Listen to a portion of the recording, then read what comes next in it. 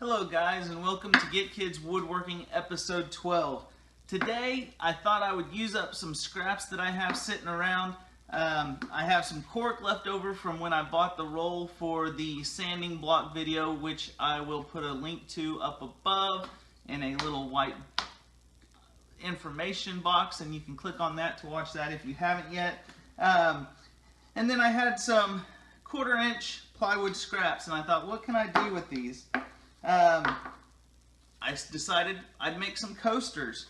So what I'm gonna do is I cut these little blocks. I cut mine, they're like 3 1/4 inch square, kinda not square because I cut them at a 5-degree angle just to be different. So what we need to do next is take the infamous cork that still will not lay flat, and I need 12 pieces of cork because I'm doing 6 coasters and I'm not going to have enough.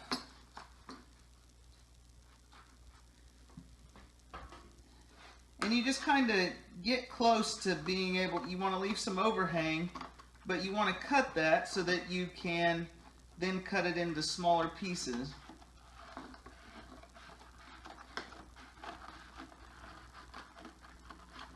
Don't want to be too scientific with it at this point. Then we'll start cutting them this direction.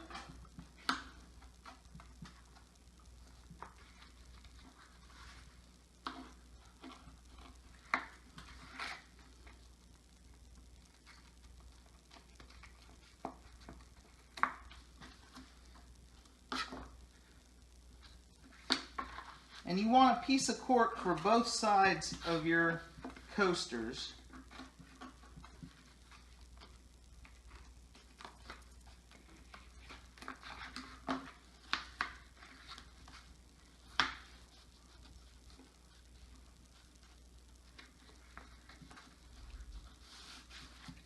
We're going to make a little sandwich like this. I hope you guys can see that.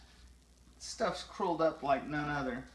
But anyways, we're going to cut 12 of those, and then we will be back with the next step.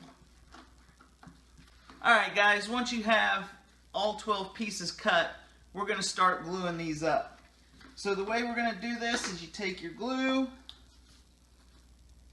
and slather a bunch on, smear it around, get a good nice thick coverage,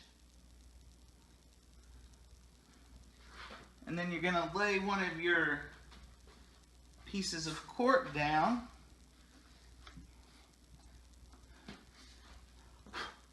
and then do the other side.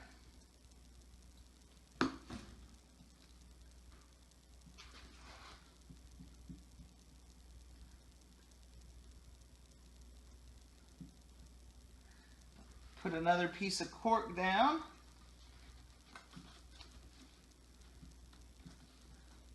And then you're going to want to put another piece of cork down.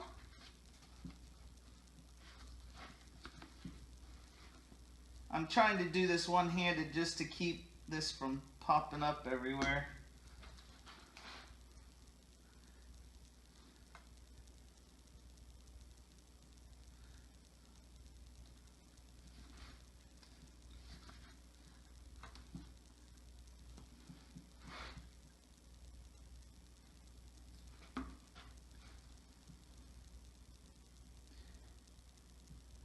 And you continue this until you have all the pieces sandwiched together.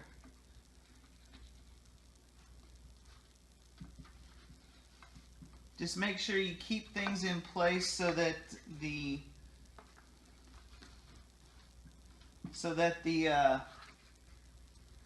don't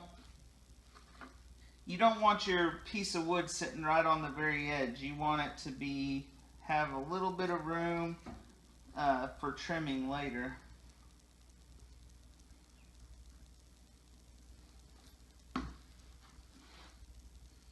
And you could do these one at a time or in smaller batches. I think I'm probably going to stop after this one And I am going to go ahead and clamp these up. We can use this.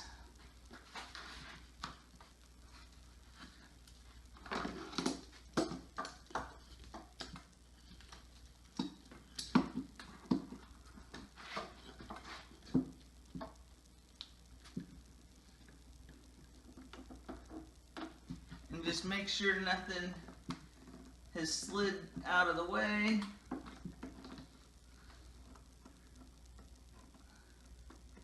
There we go. And you should be able to see glue squeezing out of all areas of it.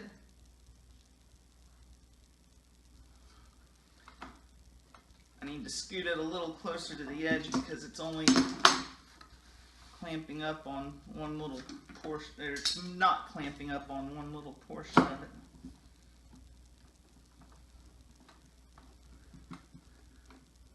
There we go, that looks better. I'm just using Tite Bond 2 wood glue. It holds the cork quite well.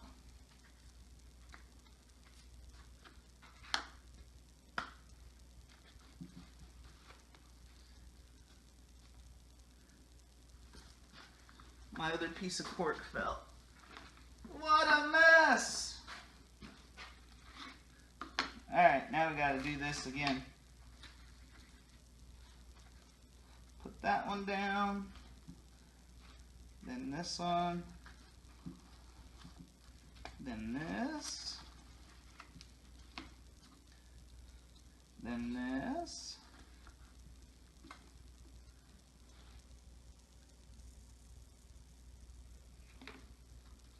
Glue that.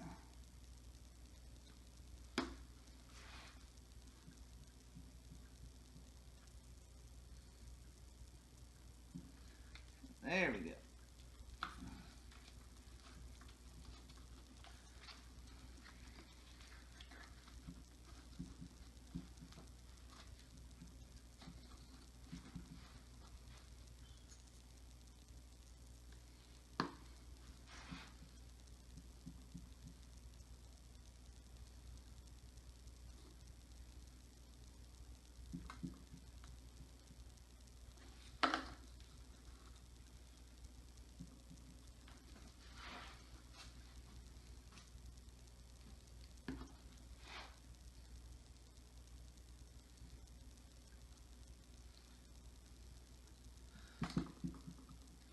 Alright, we'll put our final clamp on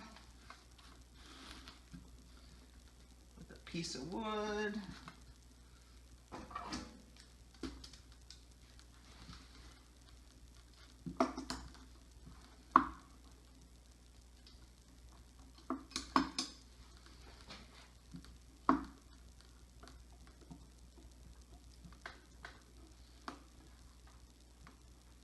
Let those set and we'll come back and get them in about 30 minutes or so. Alright guys, once you've got them all glued up, you're going to want to take, I prefer a utility knife, and trim them up. Now obviously utility knife sharp, parents, you may want to help your kiddos out there. The next step that I like to do is to go ahead and take a piece of 80 grit paper and just kind of smooth the edges out a little.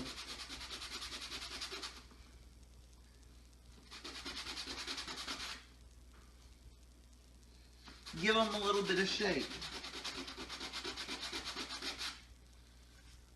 Cork sands really nicely.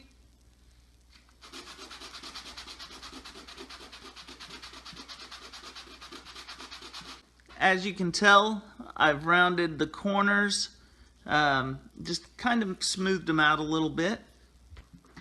Once you're done with your 80 grit shaping, then I like to come in with 220 grit. 220. And just smooth up the face.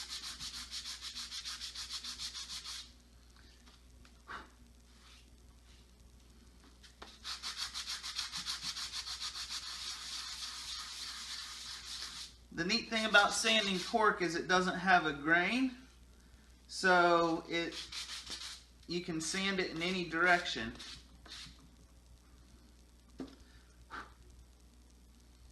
Alright. Here's another neat thing about cork. You can stain cork. Let me grab some stain and we'll put some color on one side of them. I am going to use some red chestnut on one side of my coasters. You can finish these with just a straight polyurethane, or you can stain them. A lot of options. Now I'm going to be very careful to not get stain on the plywood layer, because I just want that very top layer to have some color. Notice I'm wearing gloves. Always a good thing when you're dealing with oil finishes.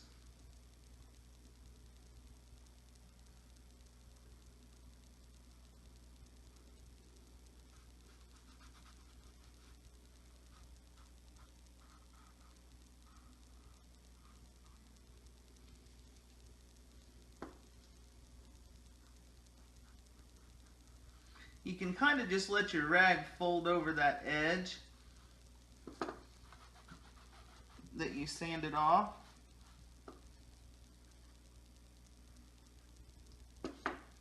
Alright.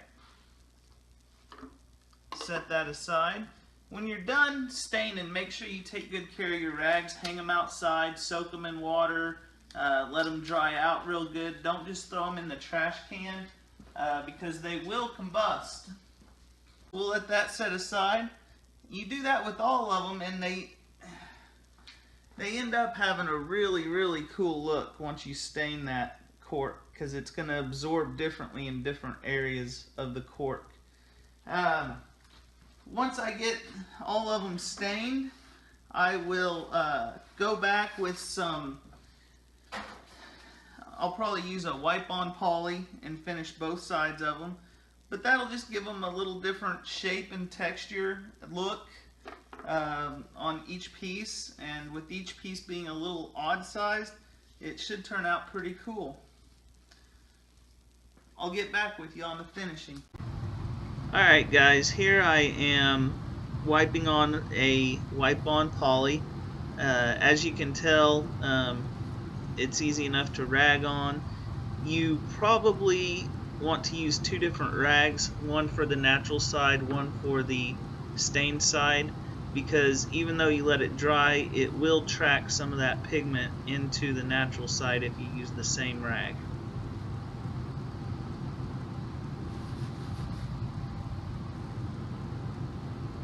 Here's a look at the finished product. It's kind of hard to see the lighting, but as you can tell, I went with the red chestnut on this side and natural on this side.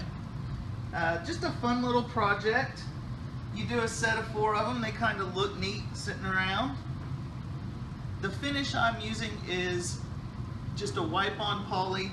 I make my own wipe-on poly using 50% mineral spirits and 50% polyurethane.